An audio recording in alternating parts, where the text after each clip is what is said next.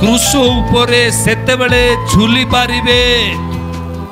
मो प्रिय लोक माने जेतेबेले प्राणवायु रहिबो नाई, क्रूस रे झुलिबा समय रे प्राणवायु रहिबो नाई, अर्थात जीवन प्रभु यीशुଙ୍କର रहिला नाई।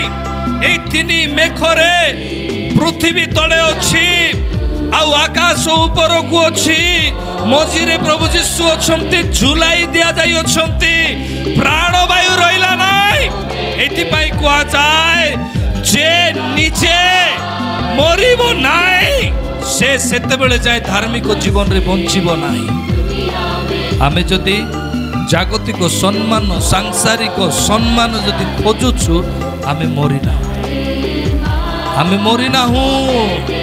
आमको सम्मान दरकार कौन पाए? आमे एथि पाई बोते बाइबल पढुछु, बाइबल प्रचार करूछु, सम्मान पाई कौन आमे प्रार्थना करूछु। मो प्रिय लोक माने दुईटी रेवलेशन देवा पाई चाहे। प्रभु यीशु ख्रीष्ट प्रथम रे जेतेबेले क्रूस को बही थिले, जीवा जाए तांको कोरडा प्रहार करा जाउतिला, प्रथम विषय। द्वितीय विषय, तांको मुख रे आउ कोन करा जाउतिला, छेप पका जाउतिला। किंतु प्रभु यीशु ख्रीष्ट जेतेबेले क्रूस रे झुलिले, तळे अछि पृथ्वी, ऊपरे अछि आकाश।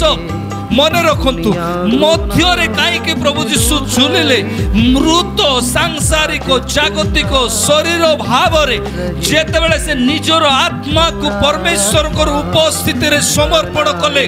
मन रखंतु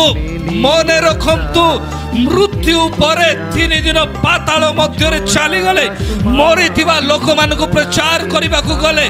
किंतु ताठू गभीर विषय, मध्य आकाश रे सेतेबेले मंद आत्मा, भूत आत्मा, शैतान रो शक्ति लोप पाइला। जेतेबेले क्रूस रे तांकर शरीर झुलिबा को लागिला, आ शरीर सेतेबेले झुलिला, जीवित अवस्था रे नुहे, मृत अवस्था रे। गोटे व्यक्ति सांसारिक भाव रे जदि मरिबो नाई, से मंद आत्मा को केबे भी दूर करि पारिबो नाई। गोटे व्यक्ति जदि सांसारिक भाव रे जदि मरि जीवो नाई, ताहेले अनेक लोकर बंधन रु ताकू केबे भी काढी के बाहर को आनी पारिबो नाई। से जदि सांसारिक भाव रे मृत नुहे, जीवित अटे, से आदेश देले मध्य ठीक ही पारिबो नाई, कारण ता ठारे पवित्र आत्मा नुहे, सांसारिक आत्मा अछि।